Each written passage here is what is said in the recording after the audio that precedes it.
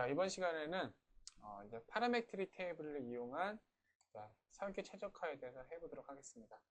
자, 이게 뭐냐면은 여기에다가 이제 어떤 힘을 줘가지고 여기 고정을 하고 이렇게 힘을 줬었죠. 힘을 줬는데 이게 힘을 줬을 때 너무 이제 이 두께들이 약해가지고 약한 설계가 들어가 버리면은 그래서 과도한 응용을 받아가지고 파손이 일어날 것인데, 그렇다고 그게 무섭다고 이 두께를 마냥 이제 두껍게 해야 될까요? 그럼 과도한 설계가 돼버려가지고 필요 없는 재료가 너무 많이 들어간 식으로 이제 설계 손실이 발생을 좀 하게 됩니다.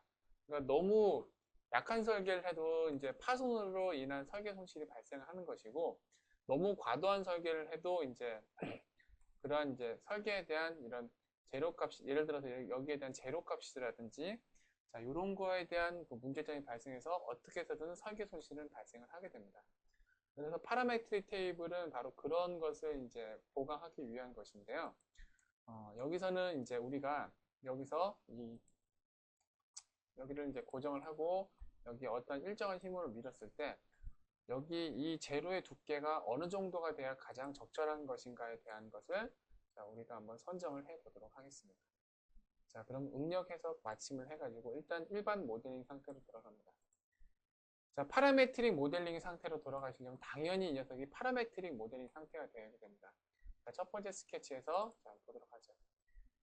자, 지금 현재 설계의 가장 중요한 여기 두께에 대한 가장 중요한 치수가 뭐냐면, 여기 있는 두께를 선정한 5mm고요. 그 다음에 여기에 이 두께를 선정한 8mm입니다. 자, 이것들이 서로 유기적으로 연결이 되어 있어야 되는데, 자, 5mm하고 8mm니까 자, 이렇게 해봅시다. 5mm가 두께라고 주고요. 8mm는 매개 변수 나열을 해가지고 두께 더하기 3mm만큼 이렇게 하게 됩니다. 그럼 이 녀석이 두께가 이렇게 커지게 되면은,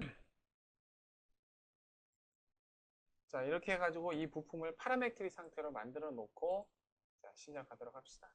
다시 한번 환경 탭에서 응력 해석으로 넘어가도록 합니다. 자, 시뮬레이션은 이제 파라메트릭 테이블을 이용해서 할 거기 때문에 이 두 번째 썼던 시뮬레이션을 그대로 복제를 할 겁니다. 마우스 우측 버튼 눌러서 시뮬레이션 복사를 한 다음에 여기에 대한 설정만 좀 바꿔서 시작해 보도록 합시다.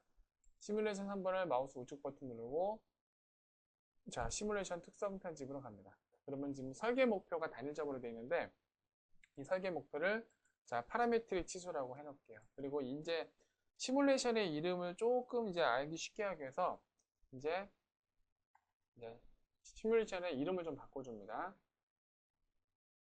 파라메트릭 설계. 시뮬레이션은 지워버릴게요. 이렇게 한 다음에 확인 버튼 누릅니다. 그럼 이제 파라메트릭 설계라고 이름이 바뀌게 되죠. 자, 그러면은 이제 파라메트릭을 쓰시려면은 방금 보시는 바와 같이 설계 목표를 파라메트릭 치수로 바꿔야 된다는 건 아셨죠? 그러면은 이제 실제로 파라메트릭 테이블을 열어가지고 시작해 보도록 하겠습니다. 파라메트릭 테이블을 클릭하면은 화면 아래쪽에 이렇게 파라메트릭 테이블이 표시가 되게 됩니다. 그러면은 이제 이 파라메트릭 테이블을 통해서 우리가 설계를 이제 진행을 해야 되는데, 아까 우리가 모델링 상태에 가가지고 여기 있는 두께에 대한 매개 변수 이렇게 가져왔었죠. 그러면은 그 매개 변수를 이리로 가져와야 되는데, 검색기에서 보시는 그리퍼.ipt라는 이 파일을 마우스 우측 버튼을 눌러가지고 매개 변수 표시 명령을 클릭합니다. 자, 그럼 우리가 아까 이제 알아보기 쉽게 이렇게 이름을 정해놨기 때문에 매개 변수 이름이 두께라고 되어 있는 것이 있죠. 얘를 체크합니다. 그 앞에 있는 두께 더하기 3이라는 매개 변수는 어차피 이 두께란 매개 변수를 변경하면은 자연스럽게 연관돼서 바뀌기 때문에 매개 변수 선택 이거 하나만 하시면 되겠죠. 여러분들도 아무리 간단한 모델링을 하더라도 이렇게 파라메트릭하게, 그러니까 제가 이제 초급할 때 파라메트릭을 굉장히 강조했었잖아요. 바로 이런 것 때문이라도 그럽니다. 설계까지 계속 영향을 미치게 돼요. 해석까지요. 자, 확인 버튼을 누릅니다. 자, 그러면은 확인 버튼을 누르게 되면은 아래쪽에 매개 변수 구성 요소 이름은 그리퍼.ipt고 피처 이름은 돌출 1번에 들어있는 매개 변수, 자, 두께라는 이름을 매개 변수를 가진 것이 자, 들어와 있는 것을 알 수가 있습니다. 자, 그러면 우리가 이 두께를 이제 어느 범위를 줘서 이제 변경을 시켜가지고 작성을 할 텐데, 자, 아직도 이해가 안 되시는 분들을 위해서 간단히 설명드리자면 이겁니다. 우리가 이 두께 값이 지금 현재 5mm인데 이 값을 뭐 예를 들어 5mm, 7mm, 9mm, 11mm 이런 식으로 두께를 바꿔가면서 시뮬레이션을 연속적으로 수행을 해보는 겁니다. 그래서 어떠한 두께를 가졌을 때의 자, 이 시뮬레이션 테스트 결과가 가장 최적화된 설계 방향으로 나아갈 수 있는가를 자, 우리가 여기서 찾아내는 것이 되는 겁니다. 자, 그러면은 예를 들어서 자, 이게 5mm면은 이제 가장 일반적인 것 같고, 그럼 얘를 3mm에서 8mm까지 요 안에 3mm에서 8mm까지 한번 나눠보자. 그래서 자, 이렇게 더블 클릭 이제 엔터를 치시면은 이렇게 3-8이라고 나오고 여기 자, 콜론으로 해서 3이 됩니다. 무슨 얘기냐? 3하고 8 사이를 3번 나눈다는 얘기입니다. 이 3번 나눈다는 거는 자, 인벤터가 이제 개념적으로 그냥 나눠준 거고요. 자, 오른쪽을 보실까요? 자, 오른쪽에 보시면은 여기 상태 값에 대한 바가 나오게 되는데, 자, 이게 뭔지 모르시겠다면 지금 현재 값이 5mm입니다. 여기 보시면은 여기 스크롤 바가 여기 있는 걸 볼 수 있죠? 얘를 이쪽으로 당겨 볼까요? 자, 그럼 현재 값이 3이 되죠? 그리고 그래픽 창에서는 현재 모델링을 사용할 수가 없다고 나오게 됩니다. 자, 다시 볼게요. 그리고 5mm로 다시 돌아갑니다. 그리고 이쪽으로 갑니다. 8mm가 됐네요. 자, 사용할 수 없음이라고 되어 있네요. 자, 이게 왜 사용할 수 없음이라고 되어 있냐면, 자, 일단은 요거를 이 상태로 그냥 두면 안 되고요. 자, 요 스크롤 바를 마우스 우측 버튼 눌러가지고 모든 구성 생성. 그러니까 인벤터가 이 두께가 3mm였을 때와 이 두께가 8mm였을 때의 모델링 재생성을 좀 해줘야 됩니다. 그러기 위한 명령어가 바로 이 모든 구성 생성인데, 자, 클릭해 봅시다. 그러면은 자, 약간의 프로세싱이 끝난 이후에 자, 다시 한번 이제 한번 스크롤 바를 당겨 볼게요. 3mm 했더니 자, 이렇게 바뀌었습니다. 그죠? 자, 원래 모델링은 자, 이렇게 까맣게 외곽선 이제 음영처 여기 와이어 프레임으로 표시되고 그 다음에 현재 값에 대한 모델링이 이렇게 표시가 됩니다. 자, 그러면 8mm로도 당겨 보겠습니다. 자, 이렇게 한 번씩 보는 것이 좋습니다. 왜냐면은 이렇게 모델링 업데이트를 시켰을 때, 자, 모델링 형상 자체가 지금 여기 보이시는 이런 대로 카운트 오버가 지금 터져버렸죠? 자, 이런 식으로 터지는 설계가 되면은, 자, 요거는 그다지 좋은 설계가 아닙니다. 그래서 3mm로 둘 수도 있지만, 자, 이 값은 사용하지 못하는 값이 됩니다.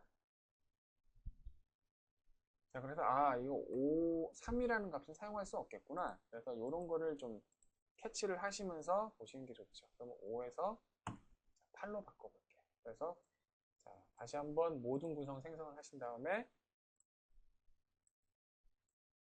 자, 현재 값이 5mm고 그랬을 때 모델링을 한번 보십시오. 문제가 있나 없나.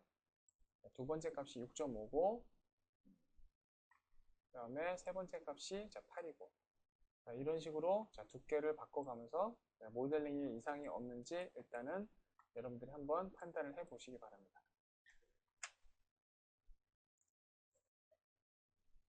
자, 그러면 여기까지 됐으면은 좀 의문사항이 있을 텐데, 지금, 인벤터가 지금 5mm로 하고, 6.5로 바꾸고, 이렇게 8로 바꾼 거가 나와 있는데, 잠깐만, 이거를 6.5로 내가 하기 싫은데, 근데 나는 5, 6, 7, 8 이렇게 하고 싶은데, 자, 그럴 때는 인벤터가 얘를 3개로 나눠줬죠? 그러면 이걸 어떻게 되냐? 4개로 나눠봅시다. 자, 그럼 인벤터가 5, 6, 7, 8 이렇게 갔죠? 이렇게 하면 되겠구나. 그런 것도 있고, 예를 들어서 나는 7mm는 사용하기 싫고, 그냥 5하고 6하고 8만 할 수는 없을까?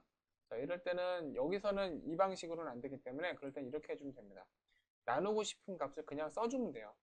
자, 두께가 5mm일 때, 6mm일 때, 8mm일 때, 요거를 쉼표로 이렇게 나눠주시고, 엔터를 치시면은, 자, 이렇게 원하는 값으로 이렇게 5, 6, 그 다음에 8 이렇게 3개로 사용자가 원하는 값으로 이렇게 나눠주게 됩니다.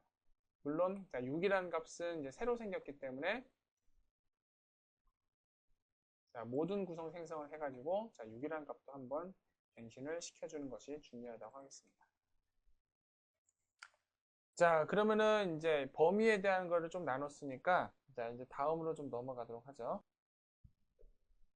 자, 파라메트릭 테이블에 이제 설계 구속 조건에서 이제 설계 구속 조건을 좀 추가를 하도록 하겠습니다. 그러니까 이 해석을 하는 게 어떤 의도로 하는 것인지에 대한 걸 봐야겠죠. 자, 설계 구속 조건 추가를 클릭을 하시고, 자, 여기서 자, 질량 상태를 봅시다. 가장 질량이 설계 구속 조건에서 최적화되어 있는 것을 찾는 것이죠. 그러니까 너무 두껍게 이제 그 집중력이 걸려가지고 파손된다고 해서 얘를 너무 두껍게 하면 또 무게가 올라가기 때문에 그건 나름대로 이제 설계 최적화에 좀 큰 걸림돌이 되겠죠. 그래서 이런 식으로 자, 질량 상태를 자, 설계 구속 조건을 주고요. 자, 하나만 더 줍시다. 자, 설계 구속 조건 추가를 또 클릭하신 다음에 맨 위에 있는 폰 미세스 응력에서 자, 최대값의 모든 형상으로 자, 이렇게 집어넣습니다. 자, 그리고 최대값 폰 미세스 응력은 자, 여기 구속 조건 유형이 지금 값보기로 되어 있는데 자, 이 항목을 선택해서 확장하신 다음에 여기서 상한값에 클릭합니다. 그리고 자, 한계가고 이제 안전계수를 보게 되어 있는데 자, 한계값과 이제 안전계수를 지정을 좀 해줘야 됩니다. 그럼 일단 여기는 일단 이 상태로 냅두고요. 자, 시뮬레이션으로 갔을 때 시뮬레이션을 가가지고 자, 시뮬레이터를 다시 걸었을 때 자, 이 녀석의 한계 응력값이 얼마 정도 나왔나 봅시다. 지금 한계 응력값이 자, 47.88로 나왔는데 지금 5mm였을 때 최대 응력값이 47.88이 나왔다는 얘기죠.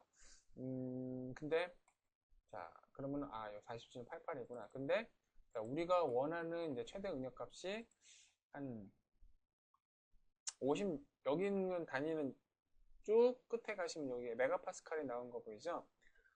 자, 여기에 있는 한계 응력값은 이제 50메가파스칼이고 여기 안전계수를 1.5 정도로 넣도록 합시다. 그러면은 이제 한계 응력값의 안전계수를 하니까 아마 이게 한 75메가파스칼이 되겠죠? 이 두 개를 합하게 되면은.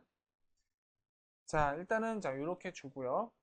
그러면은 이제 아마 5mm는 너무 얇아가지고 이제 그 한계 안전계수에서 결과값에 좀 문제가 생길 수도 있을 것 같습니다. 자, 그래서 하중 조건을 힘을 이제 어제 이제 150N이라고 저희 주었었죠. 요거를 그냥 두고 자, 그 다음에 자, 수렴 설정을 한번 보도록 합시다. 네, 메시 뷰에서 자, 수렴 설정 명령을 클릭하신 다음에 자, 폰 미세 승력과 모든 형상을 선택을 하시고 자, 확인 버튼을 누릅니다. 자, 그런 다음에 시뮬레이트를 한번 자, 눌러보도록 하죠. 자, 이제부터는 파라메트리 설계를 이제 하기 때문에 자, 오른쪽에 확장 버튼을 누르시면은 자, 경고 창이 이렇게 뜨게 됩니다. 이 경고 창이 뭐냐면은 그 시뮬레이션을 수행하면서 여기 시뮬레이션 테스트 상에 이제 어떠한 프로세스에 문제가 있는지 그때그때 경고 표시를 좀 해주는 겁니다. 자, 그러면은 자, 구성의 스마트 세트로 맞춰놓고 자, 실행 버튼을 눌러서 자, 설계를 진행합니다. 자, 중간에 오류 메시지가 아무것도 안 뜨고 넘어갔죠? 자, 그렇기 때문에 설계는 다음과 같이 자, 이렇게 나오게 됩니다. 자, 결과값이 이제 나오게 됩니다. 지금 두께가 5mm였을 때는 자, 결과값은 47.882 메가파스칼 불합격입니다. 앞에 빨간 표시가 보이죠? 이 빨간 네모 표시가 이제 이가 불합격이 됐다는 뜻이에요. 그리고 자, 질량은 0.075kg이 나온 걸 볼 수 있습니다. 그러니까 한 이게 75g 정도 됐네요. 이게 모델이 워낙 작아가지고. 자, 그래서 얘는 불합격이에요. 그죠? 얘는 불합격이고, 그러면, 자, 다른 두께는, 자, 합격을 했나 한번 봅시다. 자, 아래쪽에서 6mm는 합격했니? 하니까, 자, 요거는, 자, 38.1937 메가파스칼이 나오고, 자, 이것도 역시 불합격으로 판정이 난 것을 볼 수가 있습니다. 현재 값을 8mm로 올려봅시다. 자, 현재 값을 8mm로 올렸더니, 27.4412 메가파스칼이 나오면서 요건 합격선에 들었습니다. 자, 요거 헷갈리지 말으셔야 될 게 6mm였으면 잠깐만 38.1937 메가파스칼이면 50보다 작으니까 된 거 아니야? 근데 여기서 안전계수를 나눠야죠.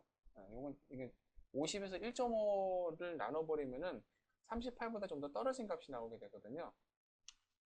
50에서 1.5를 나누면 이제 33.3333 메가파스칼이 나오니까 야, 이게 아슬아슬하게 안 걸리네요. 그죠? 네, 아슬아슬하게 안 걸립니다. 그래서 이거는 불합격이 됐다는 걸 알 수 있습니다. 그래서 8mm, 두께가 8mm였을 때만 이 녀석이 27.4412 메가파스칼이 나오고 자, 그때의 무게는 0.1kg이 나온 것을 알 수가 있습니다. 자, 이랬을 때의 결과 애니메이터를 한번 보겠습니다. 자, 플레이 버튼 누르면은 자, 이렇게 변형이 됐다는 걸 알 수 있고 자, 이제 화면 표시를 하나씩 배워갈 텐데 여기서는 딱 두 가지만 보도록 합시다. 최대 응력이 어디에 걸렸는지 그리고 최소 응력이 어디에 걸렸는지 정도만 볼게요. 화면 표시 패널에서 보시면은 다음과 같이 여기에 최대값에 대한 결과와 최소값에 대한 결과가 나옵니다. 최소값을 클릭하시면은 자, 최소 응력이 자, 요 지점에서 발생했다는 걸 알 수 있고 그 다음에 이 위에 있는 자, 최대값을 클릭하시면은 자, 최대 응력이 자, 여기서 걸렸다는 것을 알 수 있습니다. 자, 이 면을 잡아놓고 이렇게 봤기 때문에 여기가 비틀어지면서 이쪽에 응력 집중이 크게 발생했다는 것을 알 수가 있는 것이죠. 자, 그러면은, 자, 요게 수렴이 제대로 됐나 봅시다. 자, 결과 패널에서 수렴 그래프를 클릭합니다. 자, 수렴 그래프라는 건 뭐냐면은, 자, 솔루션을 3단계로 나눠가지고 연속으로 시뮬레이션을 함으로써, 자, 여기는 그 응력이 높아짐에 따라서, 이 솔루션이 이제 응력이 높아짐에 따라서, 폰 미세스 응력이 선형 관계를 나타내냐 보는 겁니다. 이 그래프가 이렇게 거의 직선 상태로 가게 되면 이게 수렴이 돼가지고 올바른 해석이 진행된다는 뜻이고 이 수렴 그래프가 급격하게 이렇게 꺾이거나 급격하게 위로 꺾여서 되면은 이건 수렴이 안 되는 겁니다. 자, 지금 상태는 수렴이 아주 이제 정확하게 잘 됐네요. 그래서 자, 합격입니다. 그래서 자, 여기서 그러면 이제 설계가 이제 두께가 8이었을 때 가장 안정적이라는 결과가 나왔죠. 자, 그러면은 자, 이 녀석을 어떻게 해야 돼요? 자, 이 녀석을 이제 이렇게 통보하는 겁니다. 8mm였을 때 제일 낫대. 그래? 그러면은 자, 이렇게 하자. 자, 현재 값이 8mm인데 여기서 마우스 우측 버튼 눌러가지고 구성을 모형으로 승격합니다. 그러면은 이게 모형 상태로 돌아가지고 이 치수를 다시 8mm로 바꿔줄 필요 없이 그냥 구성을 모형으로 승격해가지고 응력 해석 마침을 하게 해서 나가게 되면은 일반 모델링 상태에서도 자, 이 모델링이 8mm짜리 모델링으로 수정이 됐다는 것을 알 수가 있습니다. 자, 그럼 이상으로 해가지고 파라메트릭 테이블을 통한 자, 응력 해석을 마치도록 하겠습니다. 감사합니다.